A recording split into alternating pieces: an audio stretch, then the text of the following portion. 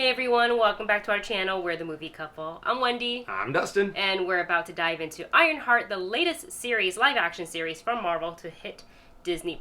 Surprisingly, as I was looking this up, I guess because we're so used to most Marvel series having at least 9 episodes, I was very surprised that they're only doing a 6-episode release for Ironheart. And they're also dropping them in like 3-episode blocks. So it's only 2 weeks that it's coming out, but in those 2 weeks we're getting 6 episodes. I'm not really with the 3-episode batch release, however they want to call it. Like, they did it with Andor, and I really thought it was going to be a one-off thing, because I will say, as like an audience, like, it's kind of cool because you're getting like a mini movie, you know, binge watching. Like Netflix does like their binge releases for the most part, depending on which like series you're watching on Netflix. But for an editor, like for someone who, you know, we do reactions, like having 3 episodes that drop when we don't have like a dedicated editor, it's just us doing it, and on top of like trying to like have our regular jobs for survival purposes,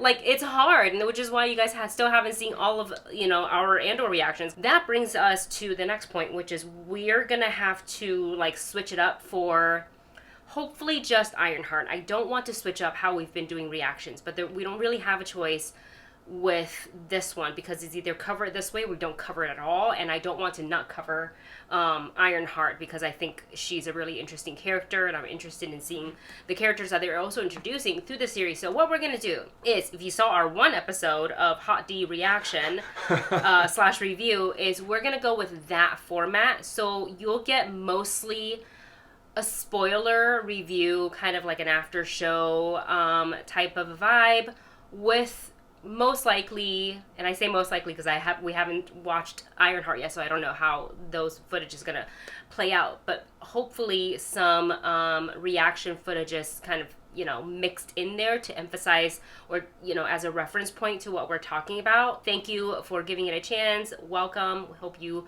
at least enjoy what we have to say and our thoughts on Ironheart. Sorry for the long explanation. Let's go ahead and get into Ironheart. The first part, I guess. Episode the first 1 3 episodes. Yeah, here we go. So, as someone who don't really know that much about Ironheart or the origin of the Hood, I was really looking forward to seeing this, because we saw a little bit of Riri in Black Panther 2. Yeah. But, like, not enough for me to, like, really understand the character. So I'm actually really thankful for the way they have, and this is also by Ryan Coogler, so I felt like this was going to be a very human story. It wasn't going to be just about like the Marvelism of it all. Yeah. And I like that, and what I wasn't expecting, it's a nice surprise, of that this is not just like her journey into becoming Ironheart, but her journey through working through her PTSD, her trauma, her grief. It says Archer on the door. Does that mean anything? I don't know. In like MCU? I lost perspective. Figure after this, it's 2 more jobs and then I am out. And you think Parker will let you go? He's not Al Capone. You don't know that. Guy's got weird magic attached to him. And maybe that's kind of what he wants down the road, is to be kind of like a crime lord. That has to be weird for Riri to have to step back into that place. Look how uncomfortable she is. I wonder if she's going to see like bullet holes and stuff. Well, remember her mom cleaned it up. Oh, there's that ringing. She's not gonna be able to handle it. She's not gonna be able to handle it. Oh. Come see if this still has flavor. Riri. Is it? Oh. Girls, run! Oh, God.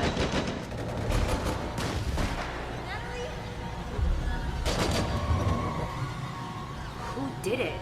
Yeah. Oh my God.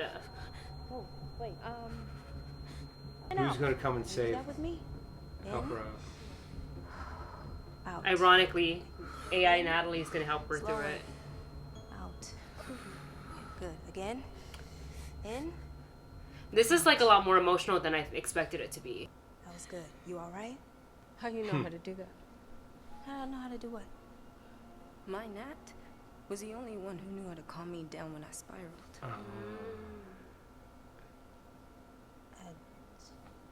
Intuitive, built into the AI. Thank you. Anytime. That's the first time I've seen her soften up that much. Yeah. I didn't know that was going to be a part of it. I don't know if that's how it's going to be, how it was like in the comic book. But I liked it because it gave me more insight into who she is as a character and why she's kind of like, in the beginning, you see the way she was talking to the people at the school.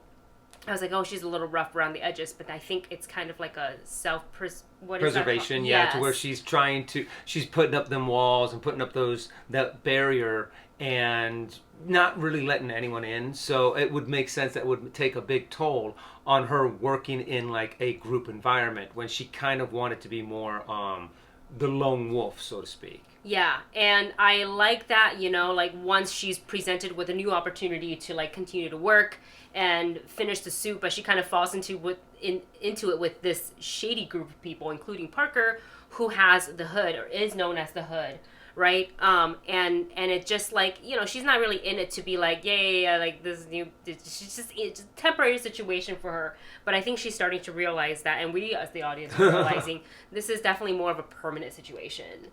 Because I think now she's dug herself into a hole that she is going to have a hard time getting out of, even with her cool suit, even with the AI and all of that. But I will say, I find the characters kind of cool. Yeah, I love the characters that they've presented in this, and that's actually one of the things that has been really fun with this show, has been the character dynamics between each one of them. I really do like the kind of, the motley crew that they've gotten together. They're fun, they're interesting, their dynamic is cool together, their banter is really fun back and forth, and I liked seeing that developed. I feel bad though, because I feel now after this last episode, it's all going to change for the next 3. Oh, yeah. One of their own died. Nobody really knows why, with the exception of Parker, I'm assuming, because the hood, whatever entity you mentioned, maybe Mephisto. I know we joke around ever since, like, WandaVision, we're like, could it be Mephisto? But, like, like, who knows, right? But I guess, like, it showed him who it was that's actually responsible for it. So now he's got another target on her.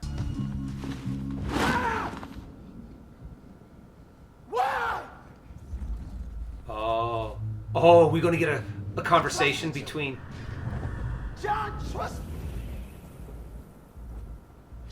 Who is it? Is it Mephisto? He trusted me. He trusted me. I should have listened.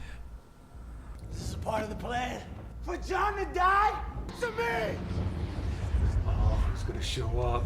I'm I done! think he's going to show up. I'm done with you! You're never done. Can you be done? Oh. Oh! Shut the front door. That's messed up. Oh, that's dark. Oh, his last moments. Him suffocating. Showing me this. Oh! Oh, it showed... telling him what actually happened. Just breathe. So it tattled on Riri. Breathe. Good. No! No, I'm not. I mean, I wouldn't be either. No. That whole thing was a hot mess. I want to talk about Alden Ehrenreich's character, Joe. I literally was... Okay, so at the beginning when we're watching it, he's kind of like, oh yeah, my close relationship with my dad, and I was thinking about how like this is kind of like surrounded around the legacy of Tony Stark, and made a joke because I was thinking how old Obadiah was, and I was like, could he have a kid this old? I was like, I guess he could. Yeah, I think he really could. But I like said it in our reaction when we were watching it. Like I just mentioned, I was like, oh, it's Obadiah's kid. Like I said it jokingly to only find out, look, my predictions never come true. Okay, I have the wildest theories out there. You guys know this, and you know this. They rarely come true, and I shook you really hard. Yeah. During that part, I was like, I was right. Obadiah's kid. No, Yeah. and it now makes sense why he has all of his stuff, because his dad was selling illegal arms, and probably after his dad died, he just was like, he like stumbled upon all this stuff, and then probably every now and again sell a little bit of this, sell a little bit of that, try to make some money on the black market. And I like how they kind of turned that around and made him so he is a little bit of a reserved genius when it comes to some stuff. but you know, it's in the family gene, so to speak. Yeah. What is this? Wheat flour? No. Please put Dad back. No. We weren't close. Oh, his Nice mom's everywhere. ashes. Great. Ah! It's getting into his arm too. Obadiah. Oh shit! Whose dad's name was Obadiah S? Obadiah is a common name. It absolutely is not. Anywhere. Who are you really, Joe? I'm Ezekiel. Stain. As in Obadiah Stane, COO of Stark Industries, BFF to Howard Stark, mentor to I Tony can't believe Stark I was died in right. horrible Yeah, you I nailed just it. threw that was a out good- there. Just so the audience knows, hey, we're talking about this guy. There's a lie. Dad died trying to kill Tony Stark. And I've spent my whole life trying to be nothing like him. He went full supervillain. In a suit a lot like yours. And then you come knocking on my door with that same iron energy. It's a non-starter, Riri. I cannot be a party to whatever you're up to. It still kind of falls into the trope of a little bit of like, hey, the conveniently placed character who also will act as like Riri's supply and second brain person. But I do like that there is like a legacy connection to it, and I do like Alden's like his character, and it's so different than the rest of the show. Because he's like, you know, just this character like born into privilege and all that stuff. So the dynamic between him and Riri, I think is going to be a lot of fun to watch. And I think a lot of like emotions are going to come into play with that. And then speaking of emotions, we talked about grief in the beginning of the show. I had no idea that was going to go down. Like she literally witnessed the drive-by and she survived because her stepdad was like, get down. And unfortunately, both her stepdad and her best friend fell victim to that. And like I again, I don't know if this is how it was in the comics, but I think Ryan Coogler is the right person to pull off the like, we're gonna have this character work through a lot of her grief and trauma, and we're gonna put her in the face of it with like an AI with her best friend's likeness. You got the vocals too. Hey Xavier, it's me, Nat. Need you to do big sis a favor. I'm over here. Natalie? What? Again.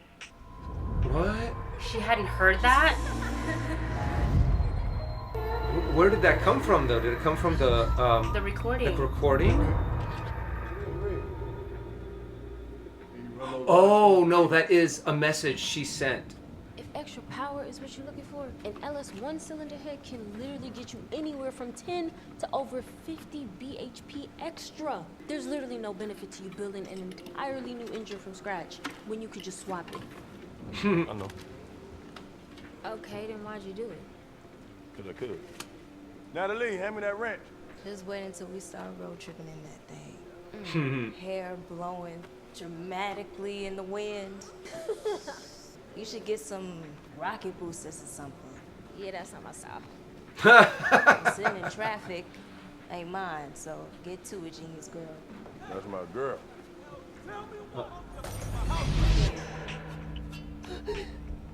Dude, so do you think that was really on the tape, or is this just pure memory? Oh! Oh! Oh my god. You okay? Ree, you good? It sounded like you were crying. What? I wasn't. I'm okay. Oh my Oh, god. wow, I didn't know it was going to be that kind of traumatic moment. She's gotta sit there for 3 more hours.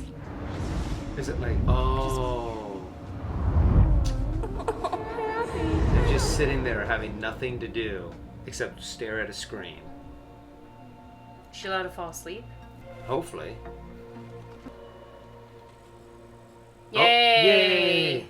Brain mapping done. Nah, you up?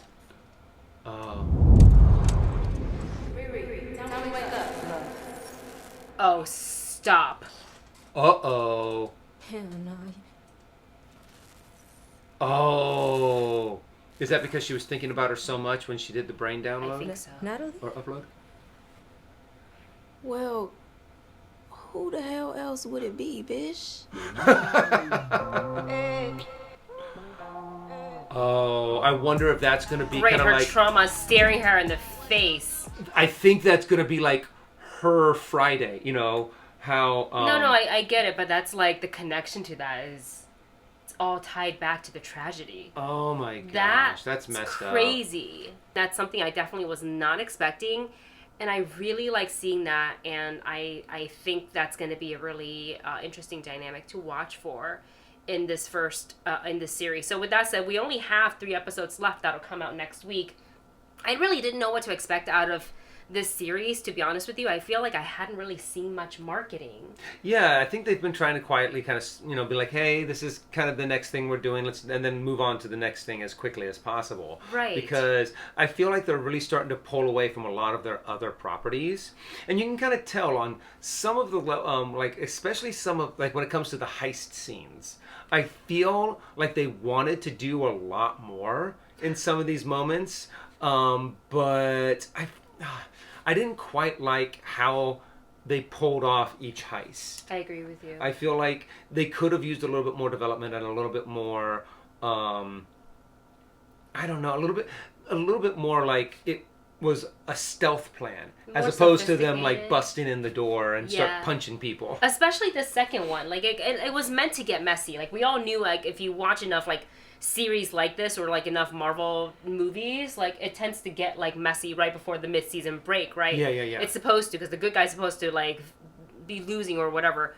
But the execution of it was, like, I was like, oh...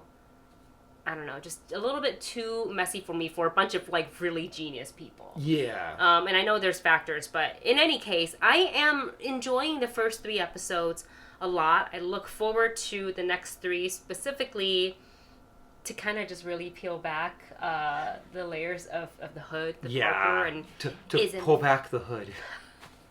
And is it I'm Mephisto? sorry. No, that's okay. So, you guys, let us know your thoughts on the first 3 episodes for Ironheart in the comment section below, and we will be back later on with our wrap-up after-show thoughts on the final 3 episodes. Thanks for watching, and we will see you in the next one.